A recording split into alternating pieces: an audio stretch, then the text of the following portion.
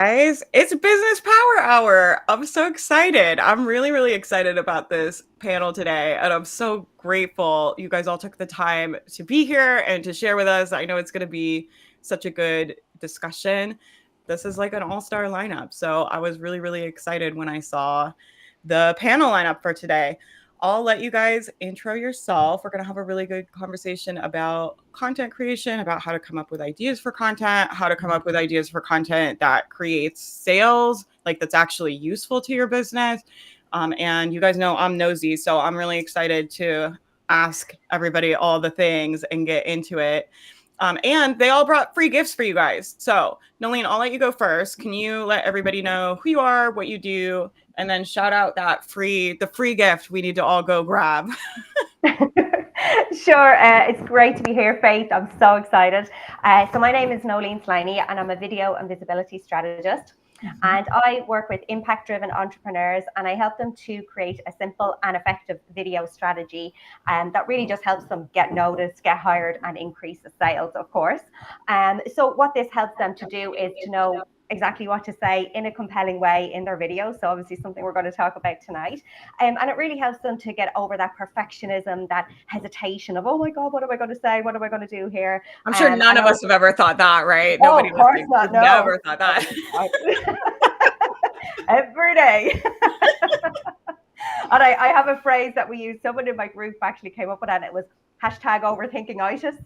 I mean, it's the best phrase ever, you know. And that's what I always say. This is what this does, because so even myself still, like, I still get like that. But at the same time, what's good now is I recognize it and I know how to get over it, and I go, oh, screw it, I'm just going to do the thing anyway, you know. So yes, I really love helping people with that. And the free gift that I have today is called Video Sales Accelerator.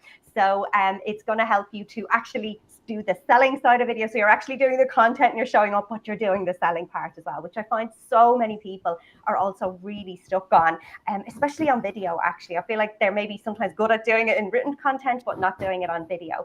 So that's what this free gift helps with. So yeah, really excited to be here today and to hear everything from all of you as well. I'm so excited to learn myself too. I know. That's awesome. I know. I feel like we all know each other like internet wise, but I'm like, we all get really excited when we all get to be on camera with other business owners or like talk about all our nerdy little marketing stuff. You guys have to go grab Nolene's gift, because I do think video converts for me. Like, one of the ways we were able to make so much money, even when my audience was really small, was because I was on camera all the time. And that's always converted really well for us. So if you're having a hard time turning people into customers, sometimes adding some video with your written stuff, with your other stuff, even if it's just here and there, like, can really help people feel connected to you, because then they know how you talk and how you be, and like they kind of feel like they know you a little bit more than I used to be very guilty of hiding behind my little blog and like hiding behind the computer. And once I started going on camera, my business started growing a lot. What about Simone? Hello, very excited to be here. My name is Simone. I am a marketing coach for coaches and consultants, and I help coaches and consultants elevate their marketing message so that they can attract premium clients and book more sales consults. So I really help you show up and stand out from a place of authenticity and alignment. So super excited to talk a little bit about content and managing that chaos, because I loved that in the title, because I think we all relate to managing the chaos and what that might look like both in our minds and in how we apply it. And so I'd love for you all to download my freebie. It's actually 5 irresistible marketing messages that will make your content convert and draw in your best clients. Because I think that's what we want to do with our content, right? Really appeal to our people versus trying to be everything to everyone. And so this really pinpoints exactly what might be missing from the way that you're connecting, or what might be missing in your messaging, to really kind of like, I'm showing it visually, but like not widen the gap, but actually narrow it. Yeah, you guys have to grab that from Simone. She is a marketing genius and has a long business background. So you definitely want, if you're feeling like, I need help with like my marketing messaging, or like what I'm saying is not resonating, you definitely got to check out Simone's stuff. She can help you. Yeah. And then Anna, last but not least. Hello, everybody. My name is Anna Crosby. I am an email marketing strategist. So I come from the land of emails, the playground of introverts. I'm an introvert myself, and this is why I love email marketing so much, because it feels personal, it feels cozy. It's just a great way that I have found to connect with my community and make sales. And that's what I help other business owners do as well. I primarily work with digital product creators, course creators, and coaches. So that's kind of where most of my advice tends to lie. But I'm excited to talk about email as content. I feel like it's not usually talked about when you talk about content. Usually it's, videos or blog posts or social media. But email is actually a really important piece of the content, because I feel like it's the one that most directly helps you sell, because it is so personal and because you can actually have a one-to-one conversation that is very natural coming out of it. So yeah, I'm excited to talk about that. My free gift is my Set Up Your Email Marketing for Sales workshop. I really love this training. It's probably one of the first trainings that I ever created, and it's because I noticed a lot of people were using email to send out blasts about their other content and other things that they were doing, or send those, 5 tips to do something, but they weren't actually setting up their emails for selling success. So they were feeling like it was awkward to sell in the emails. So in that workshop, I talk about how to really set up your email marketing for sales success from the very first email that your subscribers receive. So definitely make sure you grab that workshop if you're interested in selling with email. That's awesome. And we're very lucky because Anna is one of our co-coaches in the mastermind this quarter. So mastermind peeps get a call with her every month to work on copywriting, work on email. And I agree with you. I think like writing good sales emails is a very, very, very, it's a skill that has made me a lot of money. Right. And I think sometimes because we have Creator Camp now, people think like, oh, Faith is like into like all the social media. And I'm like, I teach them in Creator Camp to like grow their email list with with Instagram. Like we're not like growing followers on Instagram. We're literally trying to use that platform to get more people on their email list. So I totally agree with you. I think email is a really, really powerful place. Definitely go get that workshop if you guys are interested in learning from Anna. And she's great. She's the best. So one of the things I hear people say a lot when it comes to content creation is like, what is the best way to plan your content? Do you guys have like, do you guys have a holy grail planning system? Are we like fly by the seat of your pants girlies? Like, what are we doing with planning right now? How important do you think it is? How much do people need to worry about it? And I'll tell you, we have a lot of like kind of newer entrepreneurs in my community.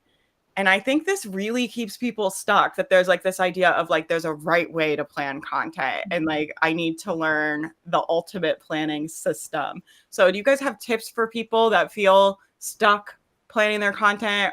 I don't know what people's thoughts are on this. So I'm curious to hear what you guys think. If you have a content planning system you love, if you're batch creating, you all know I'm nosy. So I want to know what you guys think about planning. Oh, absolutely. So I guess I can go first. Yeah, I'm gonna let y'all jump in. Then it's like whoever is fast and called can get the mic, and then we'll pass it around. We'll give everybody Sure. Yeah, I love planning my content because if I don't know where I'm going, I'm not gonna get there. I'm the type of person who, if it's not on my calendar, it doesn't exist. So I definitely do teach planning for your emails as well. Because I find email is one of those things that's really easy to let go or slide to the back burner and go for weeks or months without emailing, because you're waiting until you have something good to say. How often should you think people should be emailing right now? Like, what's your that's advice? So if you had asked me last year, my answer would be very different. But this year, we've had the changes to email marketing rules with Google and Yahoo, with them putting more emphasis on engagement. And one of those metrics that they are looking at is how frequently you send email. So if you go for months without sending emails, and then you're going into a launch where you're sending daily or almost daily emails, Google is going to look at that and be like, why are there so many emails coming from this domain when we haven't had any emails? Maybe we should limit this. We should, protect people's inboxes. So I would say emailing regularly, like every week or every 2 weeks at most, is about the minimum right now, just so that when you do have a launch that you're trying. Oh no, she's gone. Oh, no. I wanted to keep hearing that. I thought that was really great tip That's about okay. Oh, it's so good. Well, that's Well, okay. If you guys are listening to the podcast, Anna just got, I think her internet went down or something. She got booted off the stream, which is so sad, but she'll be back. That's a good thing for you guys to keep in mind when you're sending email. Is just like, it sounds like you want to kind of be consistent. You don't want to not Yeah. be sending and then sending a whole bunch. So Such a there good she is. She's coming back. She's coming back. Okay. So, Simone, why don't you jump in while we're waiting for her to get synced back up? For sure. Yeah, so it was so interesting because he would ask, like, what do you do as it relates to planning? And I think naturally, oh, there she is. I'm a Go ahead. planner. We'll circle Okay. back. I don't know what happened. I am I a don't know. I planner. could see you guys and everything, but my feed just went off. It's all good. It's all good. Yeah, sorry about that. So what was I saying? Yeah, so emailing at once a week or at least every 2 weeks is about the minimum, I would say. So to have a plan, I feel like is more important than ever. Because you do want to keep that consistency. I don't want to say like you have to or else, right? Obviously it has to be doable with your schedule and everything like that, but email marketing is now a commitment that you have to make. So if you decide you do want to use email marketing, and I'm not going to say you have to use email marketing just because, I use it doesn't mean that it's the end all and be all. I feel like you probably should. I feel like for 99.9% of you guys, if you want to have an online business, your email list is so important because it's something you own. You guys have heard people to go on about this, but I know people that used to make a lot of money. They had a huge Facebook group and that group got deleted and they had no email list. I mean, I know people that have like really relied on, I've seen worst case scenarios play out where people have a huge 100,000 people on Instagram and they're making $20,000, $30,000 a month and that platform is shadow banned or deleted. And so I just never want that to happen to anybody in the community. And the best way to safeguard that is like having your email list, because at least you can still contact those people. If you don't have them on your email list, if something happens to one of those platforms you've built up, you have no way of reaching anybody again, and they'll forget. Like the internet, I mean, people's memories be short out here on the internet these days. They really are. They really are. Yeah. So yeah, email marketing used to be kind of one of those things that people are like, oh, well, it's good, to do it if you can. But now if you decide that you are going to do it and you want to work on your domain reputation and your deliverability being good, consistent emailing is kind of like what you have to do these days. So what were you going to say, Simone? I was just going to say, I totally agree with you in terms of like that planning. What I find is when I'm working with my clients and we start getting into the planning process, and I know, Faith, you mentioned this too, people get really stuck because I think they think a plan is like a must do. But when I break down a plan, I really love focusing on a 90-day marketing plan. And the reason being is it still allows for so much flexibility. And I think we just need to be looking at that as a roadmap, because the truth is the best marketing is always the one that adapts to our customers' needs. So if our customers, or we're sending out content that we think is fabulous, but it's not really landing, or we're not getting the uptake or the interest, then I think that there is an opportunity for us to be checking in and saying, okay, this isn't maybe landing, I need to tweak. So we want to make sure that we have that fluidity. And I find with 90 days, it gives you enough to really keep you focused, making sure that you understand what you can do and how you're going to get there, but it also gives you the flexibility to pivot when needed. Obviously you can pivot quicker than 90 days, but it gives you a little bit of fluidity. And I think that allows to meet you also where you are in your business and in your life. And I think that's something that's really important when it comes to content planning.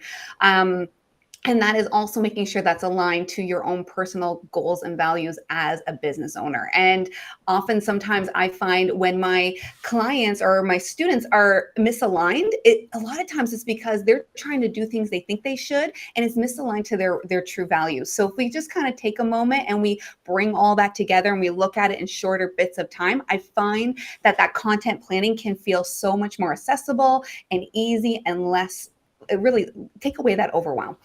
Yeah, that's a really good point. And I like that you said about the flexibility, because when I look at my business, I'm like, the amount of planning and our system and process for planning, it often looks different depending on what kind of season of life like is Faith in. 100%. Right. So if Faith is in the office all the time and I'm here every day and right now I'm working a lot and there's a million things going on, right?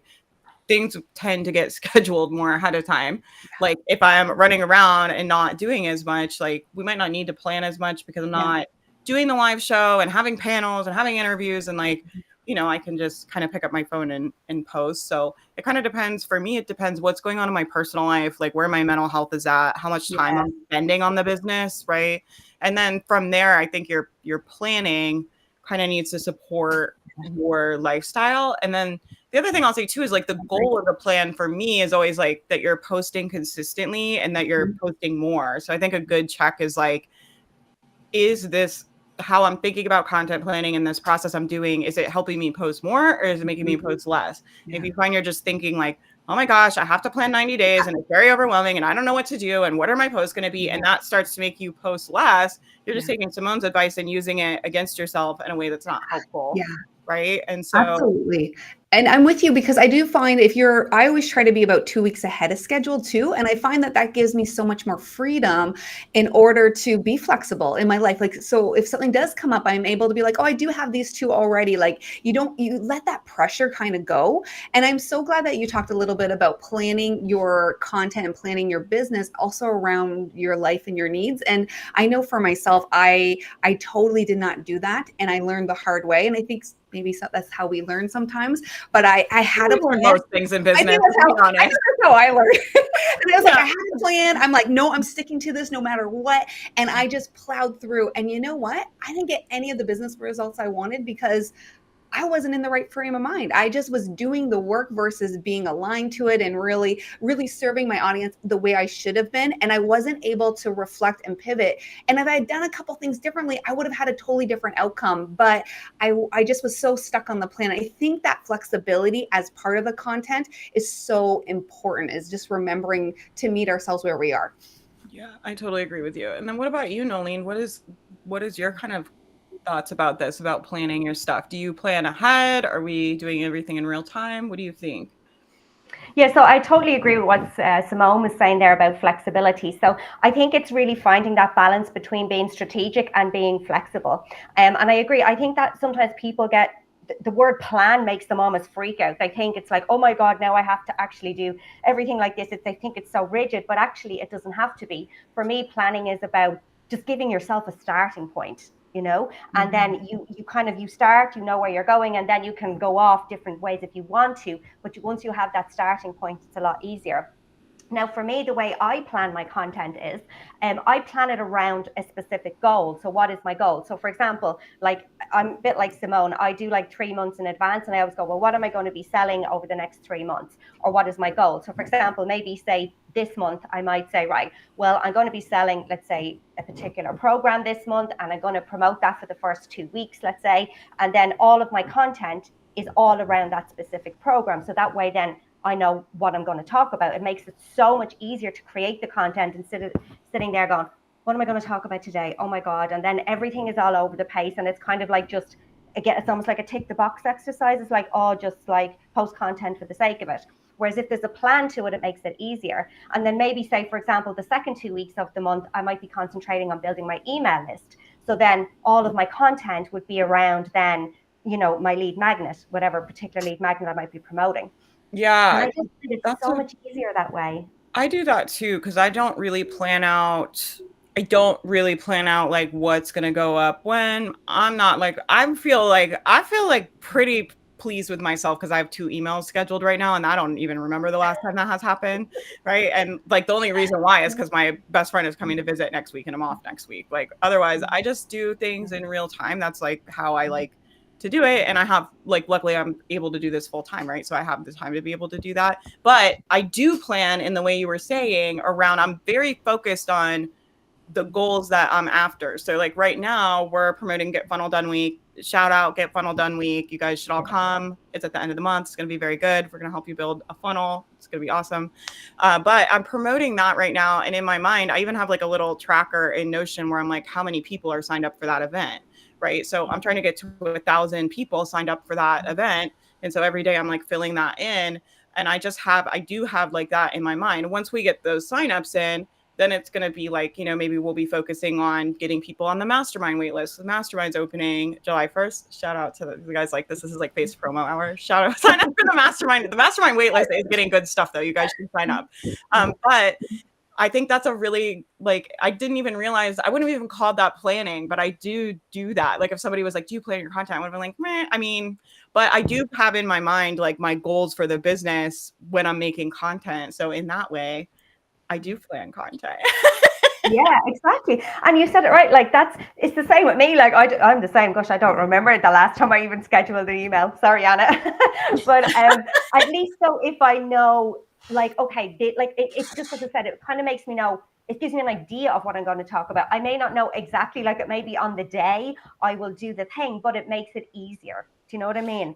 And so I feel like there's still that kind of, as I say, there's that little bit of planning, but flexibility as well, if that makes sense. Yeah, I like having these panels too, because it just goes to show like all of us are successful. Everybody's making sales. Everybody has an audience. And like we all run our businesses very differently. And so for everybody listening, that might seem confusing, but this is how entrepreneurship is. Like there's not, I know people love to sell like the business blueprint and the step-by-step. And it's like every business I know is different. So you've got to find your way of doing things and what works best for you.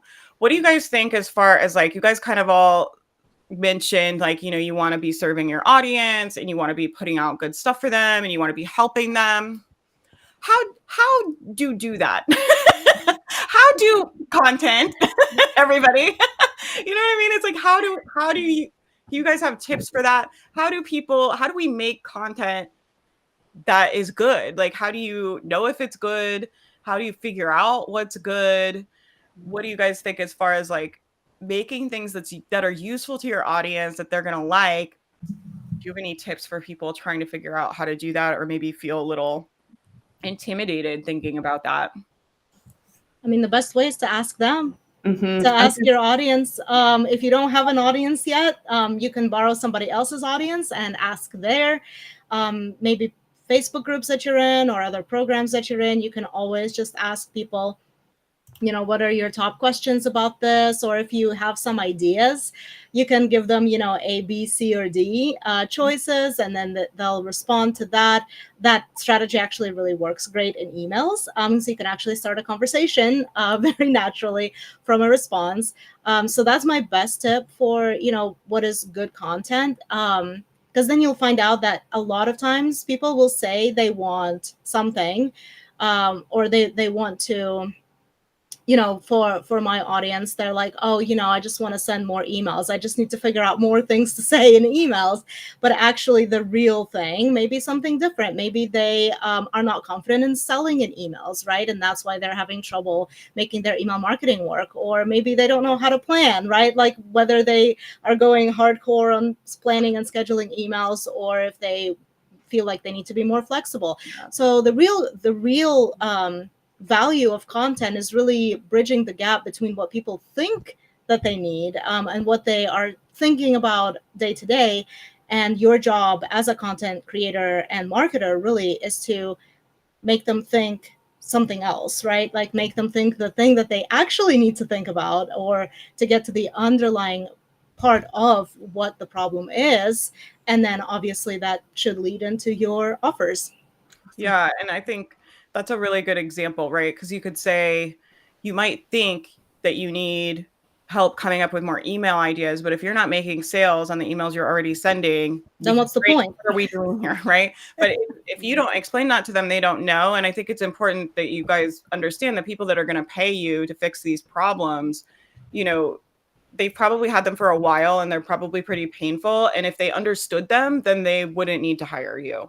So Right. If we're asking them what the problem is, it's like you kind of have to be filtering it through this lens of understanding, I'm going to have to go pretty deep here and try to figure this out. And I always advise people, like, help people for free, which a lot of business coaches really disagree with. But the reason I do that is because I think if you go coach people or go answer questions or go do Q&As or like just try to help like and I'm talking like, 500 people, like go help a bunch of people for free. Mhm. People will start asking you the same questions over and over and over again. And it also starts to become clear about like, oh, they all think it's this, but Mhm. they're actually the real thing they're trying to get help with is this over here. And it kind of takes a bit of like getting in the weeds with them. Sometimes, like I'm saying, we get kind of disconnected behind our computers and we like to hide behind our screens. Mhm. And if you don't have a connection with your audience and really deeply understand their problem right now, you're going to have a hard time marketing right now. Like it's not an easy time to be doing sales for anybody right now, I don't think. Which is fine. It just means like you have to be marketing at a higher level than you did 5 years ago. Right? Yeah. The best analogy that I've ever heard for this is when you go to the doctor and you say, my leg hurts, the doctor isn't asking you, well, why do you think your leg hurts? Right? The doctor is going to actually tell you, like, oh, it's because you have a splinter, or it's because you have, this bone disease, right? Like it's the doctor's job to diagnose the underlying problem. And you as the patient or as the potential customer only has a surface level understanding of it. That's why you go to a doctor. I mean, if everybody could just self-diagnose why their leg hurts, Yeah, you're like, if I you had been wouldn't to go to medical doctors, school, right? That would be easy. I love that. I love that saying just because it reminds me of one that it's like no one buys the 5-inch drill hole. Like they want the 5-inch hole, right? Like no one's like, hey, that drill hole, I need it to be really fancy with some extra grooves, right? No, like the outcome that they actually want is they want a 5-inch hole because they're creating something, right? Like that's what they're buying. And I think us really understanding our audience is so important. I loved, that we're talking to our audience. Market research can look really different in a variety of ways, right? We can go into Facebook groups and just see what the trending themes are based on what people are asking for help. Go on Reddit, right? You could be, our own consults when people are booking consults with you. If you are getting some consults, you get so much information by asking them questions through that discovery process. If you said to, talk to some people, help them out for free, see what their pain points are. I think that's so important. And when you talk to more people, it helps, validate or in even just better understanding of what you could be doing to solve those problems and how to position them differently. And also, we're living in a world with increasing AI, and we can utilize that technology in a way to be really helping us with sort of like that spark for content ideas. I don't believe it should replace it, but I think you can utilize it in a way that can help you generate and take those ideas that you're getting and even build more to give you more creativity. And I think the combination of both really is powerful. I think when you do it together, it becomes a really, really powerful tool to help you leverage. Yeah, I use AI all the time. I think I'm like, people that are hating on AI, I'm like, are you crazy? Like, I get what people are saying about the copy is lame. Like, it writes a lot of like the treasure trove of. If I read one more email about the treasure trove of up leveling, I'm gonna vomit. But as far as like, yeah, oh my god, the rocket ship emoji has officially, it's dead. ChatGPT has killed it. Yeah, it's true. It adds it to everything, right? I used to use it a lot in my branding, and I'm just like, oh my god, I have to stop using this. People are gonna think we're ChatGPTing or emails, but I'll use it sometimes just because my stuff gets, I'm sure like nobody's surprised by this, but my emails get very long and wordy, and like sometimes I'll use it to be like, what are the main themes of this email? Like, what are we even trying to do here? Right? And just like, I'll just ask it for like what you're saying, for ideas, for brainstorming. Kelsey and I use it for naming things. Like, yeah, it gives you a lot of lame ideas, but what you're saying too, Simone, it's like it like gets your brain going where we're like, oh, this and this together. What about this and that? And like, so there's lots of really useful ways.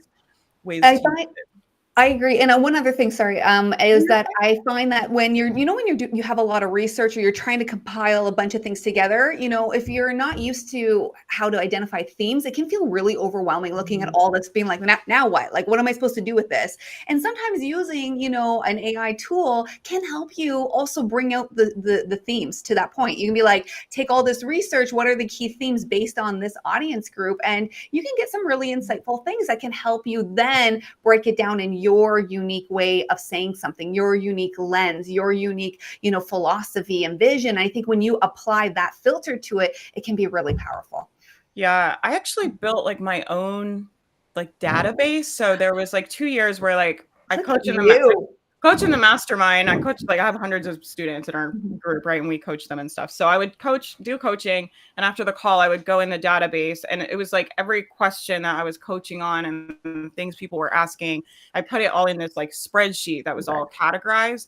And I did that because I was building out a curriculum for the mastermind, and I was trying to make sure we didn't like forget anything. But it ended up being super useful for marketing emails and for like ideas for selling the program and for just making content, because it was like, oh, they all think their problem is this, but really it's this. I had like a spot that was like what they asked, what they thought the problem was, and then what we figured out the problem actually was, and like the solution. And I just filled all of that out, and then I would like tag it with different categories and stuff. Oh my And gosh, I love that. yeah, so that's something I would really recommend if you're struggling with this, is just start, like, every time somebody asks you a question in email, or every time you see one of those questions in the Facebook group, when you start writing it out, it like helps your brain kind of find those themes, I think, like you're saying, Simone. Yeah. And then what about you, Nalene? Yeah, so I agree with what Anna said, actually. If that was going to be what I was going to say, it's like, just ask. Like sometimes, you know, as humans, right, we're trying to figure out all this stuff, right? And we forget to actually open our own mouth and ask a question, you know? So what I find, like one of the easiest ways I find to do this is, and this actually creates solves two problems, if you like, right? Obviously, we're talking about content. Number one, I ask questions, and I ask it in my content, right? So it's creating content, right? Really easy. And I get tons more content from that. So for example, some of the ways I do it is like, even if say I create a video, right? At the end and or the beginning of the video, I will ask a question. And I will say, it can be even sometimes something as simple as, can you relate to what I said? And what I find is that gets a conversation going, that, as you were all rightly saying, you go even deeper again, right? Because once they're commenting, right, then I can ask questions and I can go deeper again.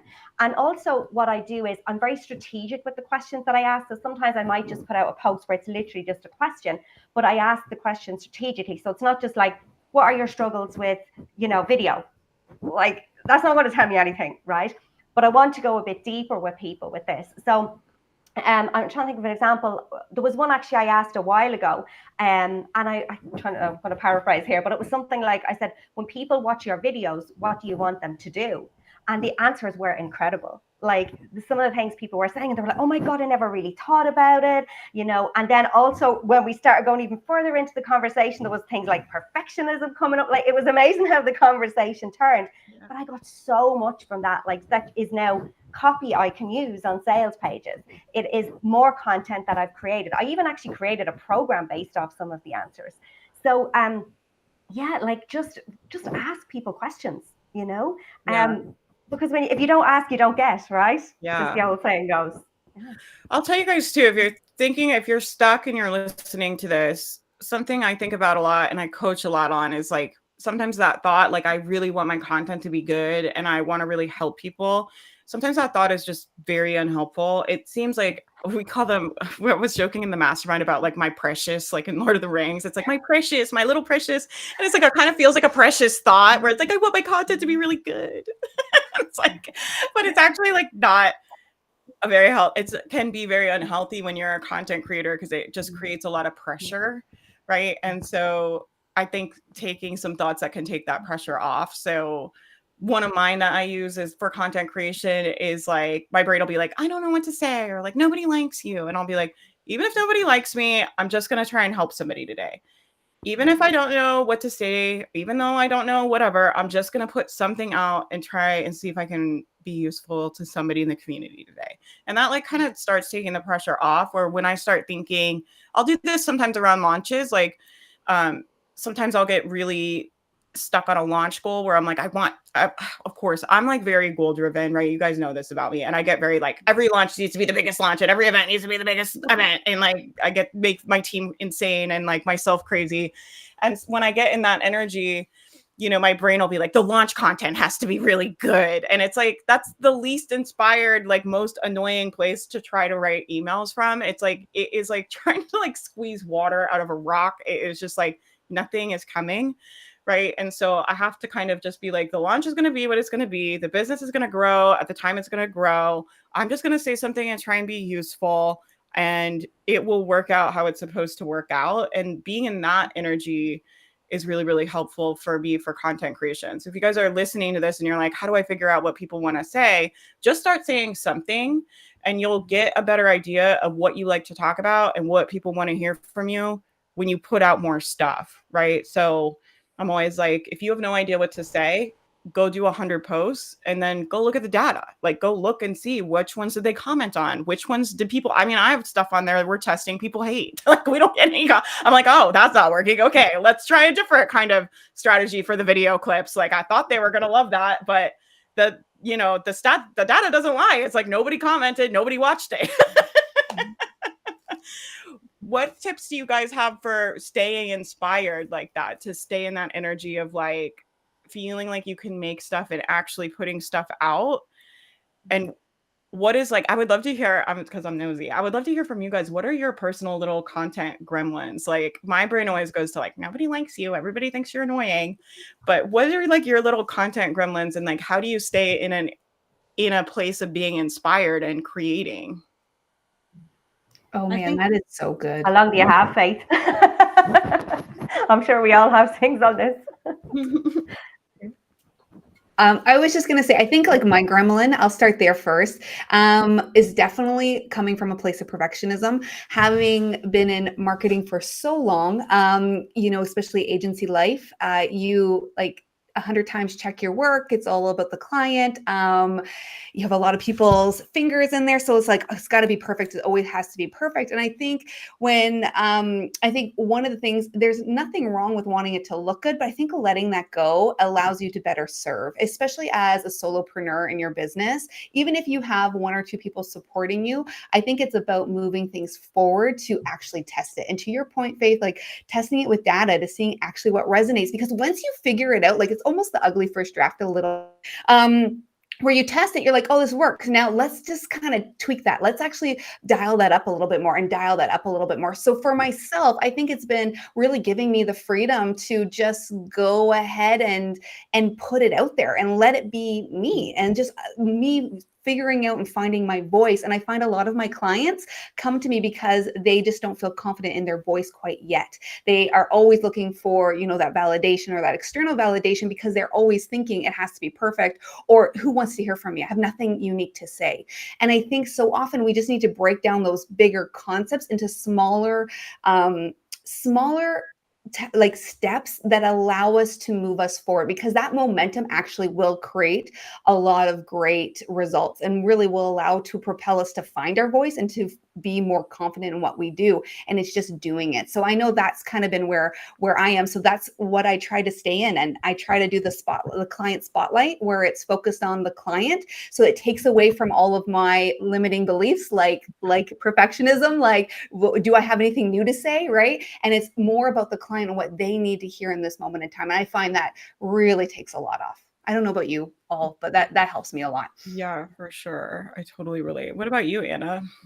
Yeah, I was actually going to say something similar, because my troll thought with content is I'm not saying anything new, right? Like, I'm not saying anything that people haven't heard before from, learning from other people or just reading stuff online.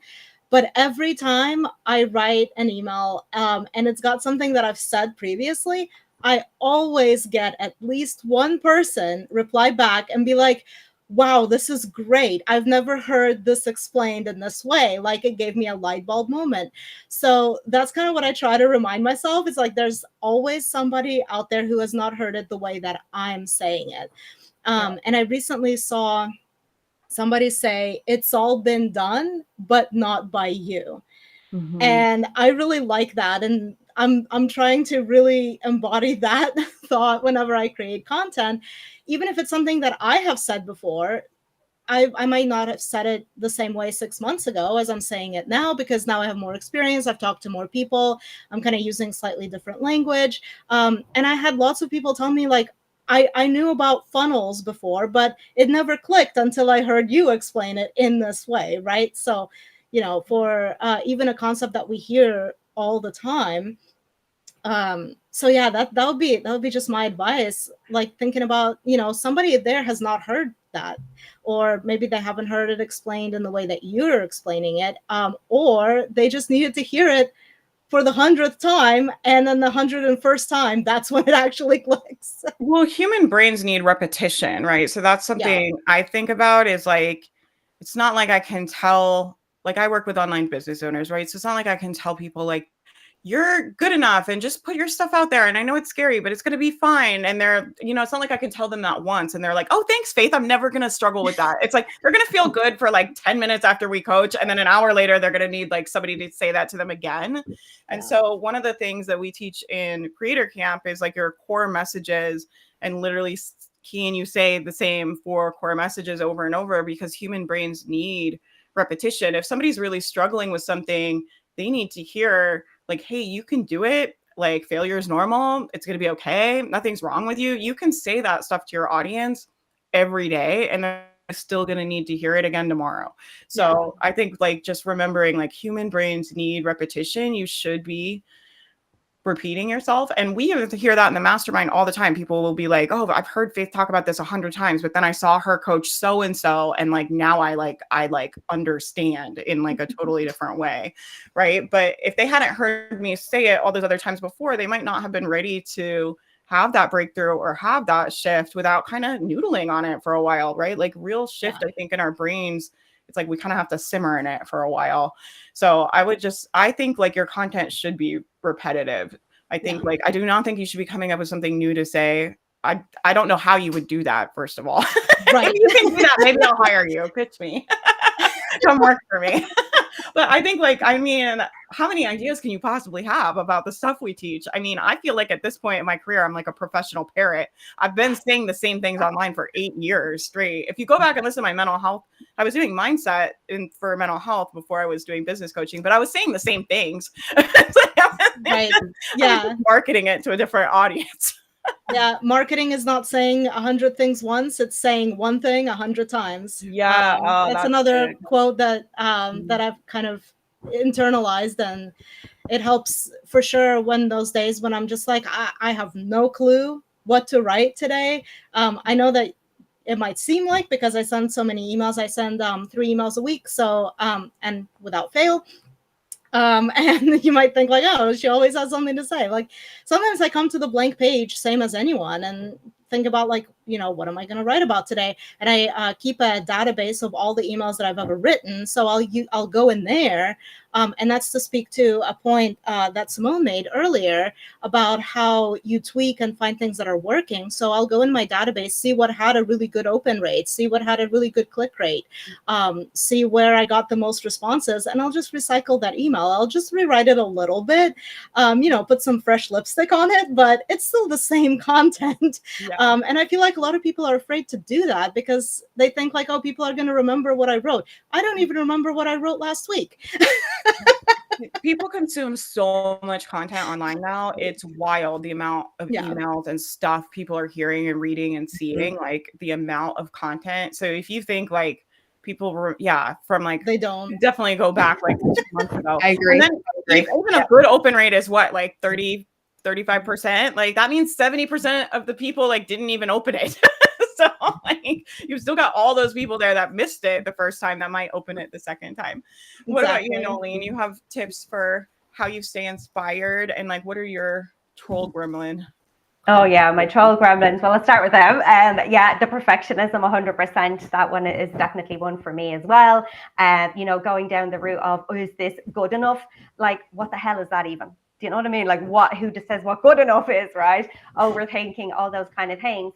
But one thing I will say that, and I'm going to be slightly different to the rest of you on this one, and I know obviously the stats and open rates and, views and all that stuff is important. And obviously, likes, comments and things like that. But something that I have really come to realize, and this is something I'm always telling people, on my clients as well, is that actually sometimes it's not always the case. Like it's not always the measure. And I'll tell you why. Because a lot of times, a lot of my clients who work with me, I have never seen them like one of my videos or one of my posts or reply to one of my emails. I don't know who they are, and they've never commented, and yet they'll say to me, I'll say like, how did you find me? Oh, I've been watching you for years. And I'm like, I've never even seen you. Or I've been watching you for months. Oh, I love your content. And yet I don't know who they are. So going back to something you were saying, actually, Faith, right? Like, the thing is, somebody actually is always watching. even if we don't think they are. You know, again, and I especially find this with email, actually, because sometimes I'll be sending out emails and I'll ask questions and people don't reply. And as I said, again, then eventually sometimes someone will, you know, work with me and they're like, oh, I've been reading those emails and I really love them. And I'm like, I didn't even know you were there, you know? So I think it is always important that even if we think something is shit, let's say, right, in our heads, actually that might be the exact thing that somebody needs to hear and see, and they may not comment on it, but they have absorbed that, they have noticed it. And that might be actually the thing that pushes them over the edge, if you like, to go from just watching and consuming or reading to becoming a client. So that's something that I find very, when I get in my head, when the perfectionism comes up, I find, yeah, that really, really helps me. Because then I think of all the clients I work with who don't, I still, by the way, don't actually comment or anything on my content, but are paying clients. Most people are lurking right now. Like that's like the trend we're seeing as well. And we talk about in the mastermind, we've been talking a lot about like lurkers love to buy. So just because they don't comment, just because they don't like your stuff doesn't mean they're not going to be buyers. And we have that in every launch. Every launch we do, we do these big free live events before we open the mastermind. And I really love it because it helps us get the community gets free results. We get to help a lot of people. It always brings a lot of new people in, which is great. And then it gives people a really good sense of me and my team and what we do. And if we can help them, and then they can come into the mastermind if they want more support and they want to work with us.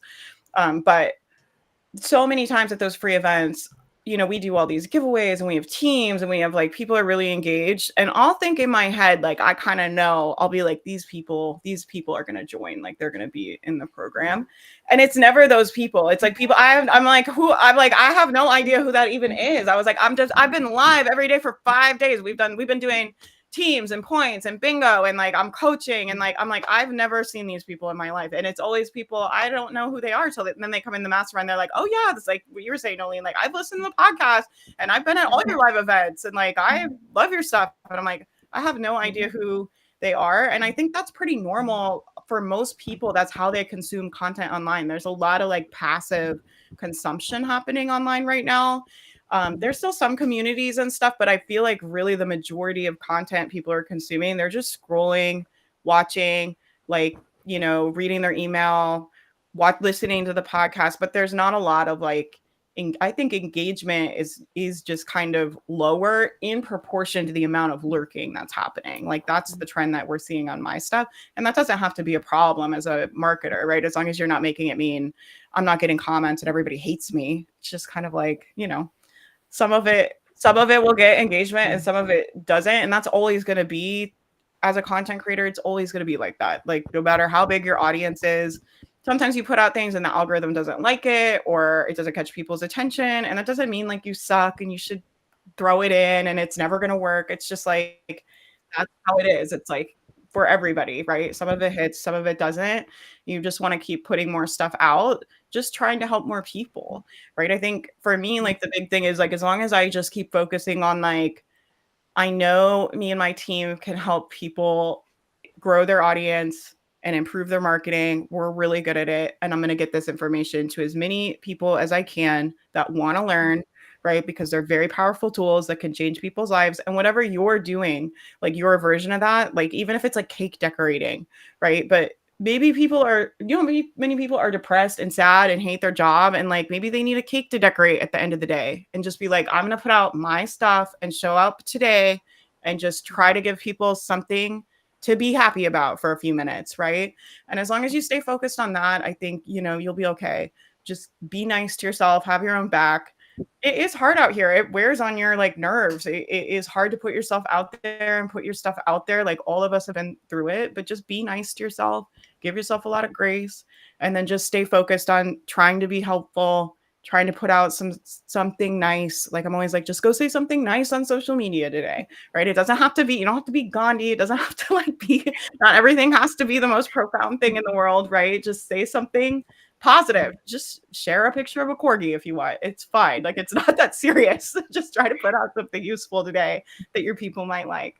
Well, thank you guys so much for being here. I love having these discussions. It's so fun to like talk to people face to face, and I know it's a pain to get everybody to come live. So I really appreciate you guys taking the time and coming. Can you just go around one more time for anybody that's just coming on and just real quick tell everybody, first of all, where can we stalk you? Where do we go on the internet? I'm like, where do we go? I know y'all have good free stuff. So I'm like, where do I go to get all your good free stuff? Where is your best free stuff? And then shout out your free gift you guys brought one more time, because I want to make sure everybody that needs those gets those as well. Everybody's all shy at the end. Nolene, go first. I'll go first again, okay. So my website is noleensliney.com, NOLEENSLINEY. And that's pretty much how you'll find me online, everywhere, just my name. I'm mostly on Facebook, and that's where I spend most of my time, although I am also on Instagram. I have a presence on LinkedIn, but I'm not really on there very much. But yeah, come and follow me and connect. I would love to connect with you. And my freebie is the Video Sales Accelerator. So that's the one where you will learn the 3 quick and easy ways to use video to start selling your offers. They take like less than 5 minutes to do. It's so quick and easy. Like you could do all 3 today if you wanted in about 20 minutes. So we'll put all the links for everything in the show notes for you guys. And Anna, what about you? Yours. I can't talk anymore. What about you? Yeah, sure. So surprise, come hang out with me in your email inbox. Joining my email list is the only way that I share anything. I'm not on social media or anything like that. You can go on my website, genicollective.com. That's GENI Collective. You can sign up for the freebie that's there, or the email. Set up your email marketing for sales workshop. That's genicollective.com/email sales, where you learn how to set up your email marketing for sales from the very first email that you send, so you don't have to wait in order to make sales. Sign up to my email. That's where I'm at. That's do that workshop, you guys, because we're doing another fall all niche bundle. I was like choking when I looked at the stats. Kelsey and I were looking at the stats right before we came on here, and we've had over 5,000 people opt in for the summer bundle. What is happening? And it's still got 2 more days. So I was like on the floor. And I think the next one, we've been kind of rethinking some strategies, and I think the next one will be even bigger. And we want to feature your guys' stuff. This is an all niche bundle with the community to help everybody get email subscribers. But my point is, you want to get Anna's workshop, because one of the things that people are struggling with is they're like, wow, I just got 100 people, 200 people on my email list. What do I do now? Yeah. And she can help you set up a funnel that will warm them up and get them ready to buy. And then when you're in our events, like that goes really well. Like what we're doing at Get Funnel Done Week too, is like getting that nurture sequence. So that way, when they get your gift, we're getting them either warmed up to buy or putting a really great offer in front of them right away. So, you know, the point is not to grow email lists, right? The point is to like get more customers for your business. Like that's why we have the email list, right? And Anna's very genius at doing that. So make sure you go watch that. Watch for the dates for the fall bundle. We'll be sending them out soon. And then what about you, Simone? Okay, come hang out with me on Instagram at Simone Moreau Coaching. Simone, SIMONE, Moreau, MOREAU. And you can also find me online at SimoneMoreau.com. Love to hang out with you. And definitely grab my freebie. It's the 5 irresistible marketing messages that will actually help you take your content and convert it into content that attracts your best clients, because your voice is your foundation. So love for you to take those and make those tweaks and start drawing in some awesome dreamlike clients. That's awesome. And then I'm Faith Mariah. You can find me at faithmariah.com. And we're doing Get Funnel Done Week, which is free. So get your free ticket. I'm coaching for free 5 days, helping everybody with I used to make a lot of money off of a welcome funnel. That was like how I originally matched my salary at my day job. So when I first quit UF, I matched my salary with a mental health blog. And one of the main income drivers on that website was having a welcome funnel with a flash sale at the end that I got to convert. And I had a post go viral. And I remember sitting at my desk at my day job. I had never made any money online. I finally like made some really good changes in that funnel and like really tested some stuff, and it started converting. And then right after that, I had a post go mega viral, and I was sitting at my desk and I made $5,000 in one day. And I was like, oh, and it really changed my life. Like from that moment, I like kind of realized like, oh, this is like real opportunity to make money online, and I could like actually figure out how to do this and work for myself. And so funnels, they really did like change my life and the trajectory of my life forever. And so I really want to help you guys get those set up. I have a whole panel of experts that are coming to teach, and then I'm going to be coaching. We're going to be doing some group brainstorming and really fun networking stuff, and it's all free. There's also a $20 VIP ticket. I'll tell you guys, that ticket is a steal. I'm putting together a digital shop right now with all of my offers in it. And then I know everybody's like, finally, but I haven't had anywhere for people where people can buy our stuff. We just kind of randomly will put stuff out once in a while. But a lot of the stuff that's in the VIP ticket is going to be for sale for like $50 each product. And there's a bundle of products. You can get all of it for $20. So this is like the best deal you're going to get if you want help from me. I'm putting your funnel together, putting your freebie together, social media. And then we also have VIP stuff from a bunch of our speakers and contributors as well. So that thing is a freaking steal. It's going to be going up to 30, but right now it's 20. So you guys should go grab it. So that's all I have for you guys. I really, really appreciate you guys so much for being here. Please support our panel. They took the time to come here and share with the community and so generously. And I just really, really appreciate them. So please, if you guys can, if you know people that could need help from them, please send people to them. Please support them. Please follow them, stalk them, get on their email list. They are very, very, very good at what they do. And I know they'll be able to teach you guys a lot. And I appreciate you guys taking the time to be here. Hopefully we'll get to do it again soon. Bye, Thank you everybody. so much, Faith. Yeah. Thanks, everybody else. Yeah.